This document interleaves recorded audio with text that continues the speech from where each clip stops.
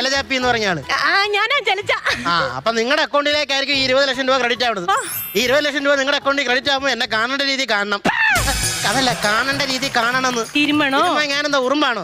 20 ലക്ഷം രൂപ നിങ്ങളുടെ അക്കൗണ്ടിൽ വീഴുമ്പോൾ 1 ലക്ഷം രൂപ എന്റെ അക്കൗണ്ടിൽ വീഴണം. 1 ലക്ഷം റുപ്യ ഇത്തിരി കൂടുതലാ.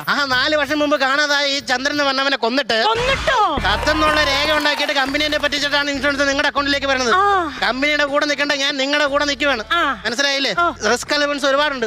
അതുകൊണ്ടാണ് നിങ്ങളോട് ഞാൻ ഈ വർത്തമാനം പറയുന്നത്. ആയിക്കോട്ടെ എന്നാ ഒരു കാര്യം ചെയ്യാം. 1 ലക്ഷമെങ്കിൽ 1 ലക്ഷം ഡീല്. ഞാൻ വേറൊരു കാര്യം ചോദിക്കട്ടെ? നീ ചിരിക്കല്ലേ? ഞാൻ ചിരിച്ചാൽ നിങ്ങൾക്ക് എന്നെ പറ്റിക്കാനുള്ള ചാൻസ് കൂടും.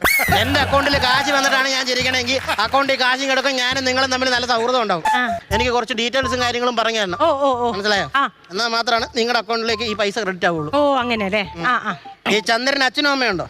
ശരി, ഇതെന്തൊരു ചോദ്യാടോ? മൂപ്പര് പിന്നെ നിലം പൊട്ടി കയ്യത് അല്ല, നിലത്തുനിന്ന് ഇങ്ങോട്ട് കുഴിച്ചിങ്ങോട്ട് വെടുക്കുന്നതാന്ന് തോന്നുന്നു. അതല്ല പറഞ്ഞേ, ചന്ദ്രൻ